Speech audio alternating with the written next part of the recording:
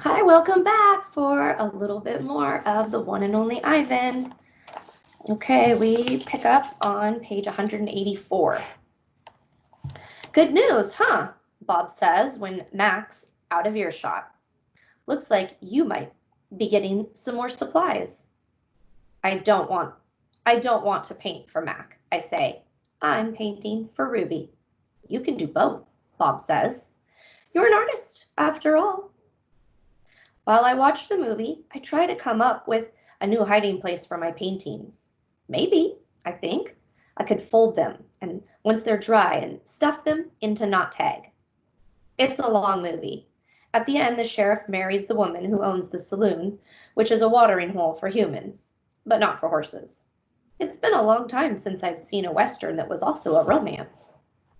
I liked that movie, I say to Bob. Too many horses and not enough dogs, he comments. And an ad comes on.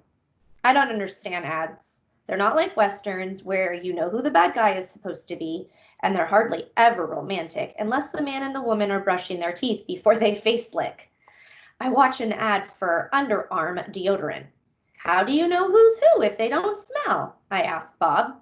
Humans reek, Bob replies. They just don't notice because they have incompetent noses.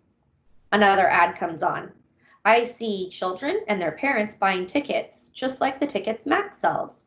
They laugh, enjoying their ice cream cones as they walk down a path. They pause to watch two sleepy-eyed cats, huge and striped, dozing in long grass. Tigers, I know because I saw them on a nature show once. Words flash on the screen, accompanied by a drawing of a red giraffe. The giraffe vanishes, and I see a human family staring at another kind of family. Elephants, old and young. They're surrounded by rocks and trees and grass and room to wander. It's a wild cage, a zoo. I see where it begins and where it ends. The wall that says you are this and we are that, and that is how it will always be. It's not a perfect place. Even in just a few fleeting seconds on my TV screen, I can see that. A perfect place would not need walls, but it's the place I need. I gaze at the elephants and then I look over at Ruby, small and alone. Before the ad ends, I try to remember every last detail. Rocks, trees, tails, trunks. It's the picture I need to paint. Imagining. It's different now when I paint. I'm not painting what I see in front of me, a banana, an apple. I'm painting what I see in my head, things that don't exist, at least not yet. Knot tag. I pull out Knot tag's stuffing. Carefully, I fill her with my paintings, hiding them so Mac won't sell them. She's large, bigger than Bob, but I still have to crumple a few of them. Bob tries to settle on her for a nap. You've killed her, he complains. I had to, I say. I miss your stomach, Bob admits. It's so spacious. When Julie arrives, she notices that I've used up my paints and paper. Wow, Julia shakes her head. You are one serious artist, Ivan. One more thing. My finger painting has sold for $40 with frame. Mac is happy. He brings me a huge pile of paper and big buckets of paint. Get to work, he says. I paint for Mac during the day and for Ruby at night. I nap when I can. But my nighttime picture isn't quite right. It's big, that's for sure. When I place all the pieces on the floor of my cage side by side, the cement is almost completely covered. But something is still missing. Bob says I'm crazy. There's Ruby, he says, pointing with his nose. That's the zoo. There are elephants. What's wrong with it? It needs one more thing, I say. Bob groans. You're being a temperamental artist. What could be missing? I stare at the huge expanse of colors and shapes. I don't know how to explain it to Bob that it isn't done yet. I'll just have to wait, I say at last. Something will come to me, and then I'll know my painting is finally ready. The 7 o'clock show. During the last show of the day, Ruby seems tired. When she stumbles, Mac reaches for the claw stick. I tense, waiting for her to strike back. But Ruby doesn't flinch. She just keeps plodding along, and after a while, Snickers jumps on her back. This one's called 12. I lie in my cage with Bob on my stomach. We are watching Julia do her homework. She doesn't seem to be enjoying it. I can tell because she is sighing more than usual. Again, for the 100th time, or maybe the 1000th, I wonder what is missing from my painting. And for the 100th time, or maybe the 1000th, I don't have an answer. Dad, Julia says as George passes by with a mop, can I ask you a question? May I, George corrects, and walks away. Oh, ask away. Julia glances down at a piece of paper. What's the difference between the word spelled P-R-I-N-C-I-P-A-L and the one spelled P-R-I-N-C-I-P-L-E?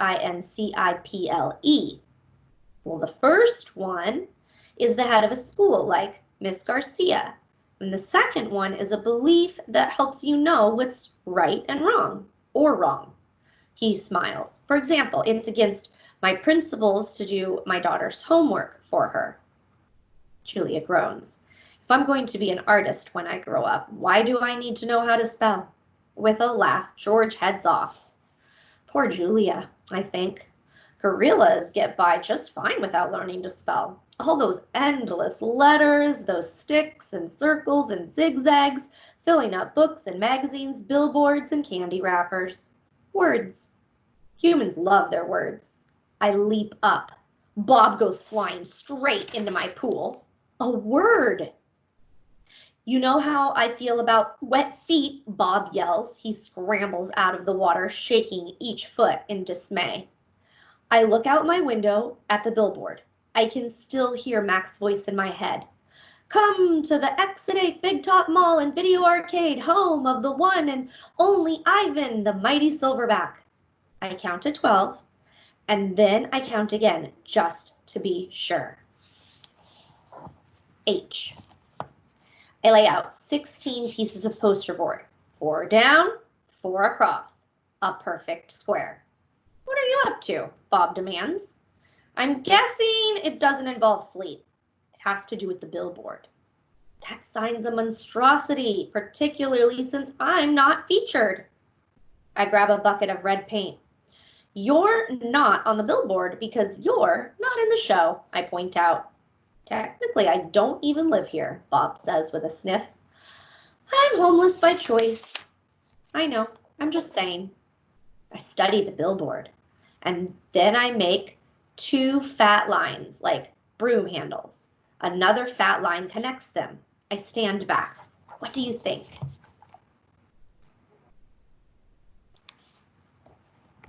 What is that? No, wait, let me guess. A ladder. Not a ladder, I say. A letter. At least I think that's what they're called. I have to make 3 more. Bob cuddles up next to Notag. Why? He asks, yawning. Because then I'll have a word, a very important word. I dip my fingers into the paint. What word? Bob asks. Home. Bob closes his eyes. That's not so important, he says quietly. Nervous. All day long, I knuckle walk circles around my cage. I'm so nervous I can't nap. I can't even eat. Well, not very much anyway. I'm ready to show Julia what I've made. It has to be Julia. She's an artist. Surely she'll truly look at my painting. She won't notice the smudges and tears. She won't care if the pieces don't quite fit together. She'll see past all of that. Surely Julia will see what I have imagined. I watch Ruby trudge sullenly through the 4 o'clock show, and I wonder, what will happen if I fail? What if I can't make Julia understand? But of course I know the answer. Nothing will happen.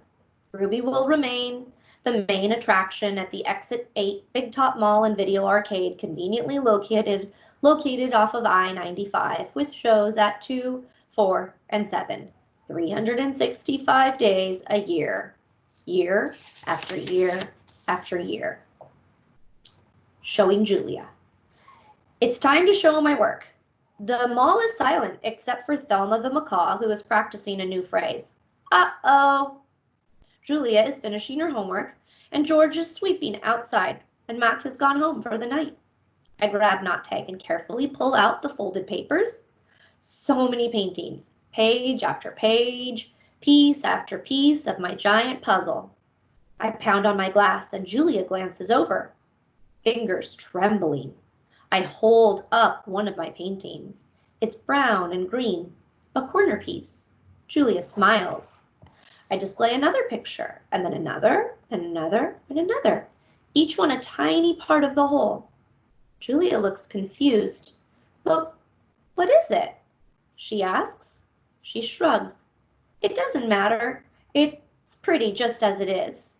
Uh-oh, says Thelma. No, I think, no. It does matter. More paintings. George calls out to Julia. He's done for the night. Grab your backpack, he says, and hurry, it's late. Gotta go, Ivan, Julia says. Julia doesn't understand. I have to find the right pieces. I dig through the pile. They're here somewhere. I know they are.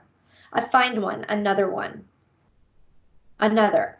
I try to hold up 4 of them against the glass. Bob, I say, help me, hurry. Bob grabs paintings with his teeth and drags them to me. One by one, I shove pictures through the window crack. They crumple and tear. There are too many pieces. My puzzle is too big. Careful, Ivan, Julia says. These might be worth millions someday. You never know. She arranges the paintings in a neat stack. I suppose Mac's going to want to sell these in the gift shop. She still doesn't understand. I shove more out of the hole and more, all of them, one after another. So Ivan's been painting, has he? George says as he puts on his coat. A lot, says Julia with a laugh. A whole lot. You're not taking all of those home with you, are you? George asks. I mean, no offense to Ivan, but they're just blobs. Julia thumbs through the towering stack of paintings. They might not be blobs to Ivan. Let's leave those by the office, George suggests. Mac will want to try selling them. Although, why anyone would pay $40 for a finger painting by a 2-year-old? Why anyone would pay $40 for a finger painting by a 2-year-old could do, I don't know. I like Ivan's work, Julia says. He puts his feelings into them. He puts his hair into them, George says. Julia waves goodbye. Night, Ivan. Night, Bob. I press my nose against the glass and watch her walk away. All my work, all my planning, wasted. I look at Ruby sleeping soundly, and suddenly I know she'll never leave the Big Top Mall. She'll be here forever, just like Stella. I can't let Ruby be another one and only. Chest beating. Often when visitors come to see me, they beat their hands against their puny chests, pretending to be me. They pound away, soundless as the wet wings of a new butterfly. The chest beating of a mad gorilla is not something you ever want to hear, not even when you're wearing earplugs. Not even when you're 3 miles away wearing earplugs. A real chest beating sends the whole jungle running, as if the sky has broken open, as if men with guns are near. Angry. Thump. The sound, my sound, echoes through the mall. George and Julia spin around. Julia drops her backpack. George drops his keys. The pile of pictures go flying. Thump, thump, thump. I bounce off the walls. I screech and bellow. I beat and beat and beat my chest. Bob hides under Knot Tag, his paws over his ears. I am angry at last. I have someone to protect. Tune in next time for a little bit more.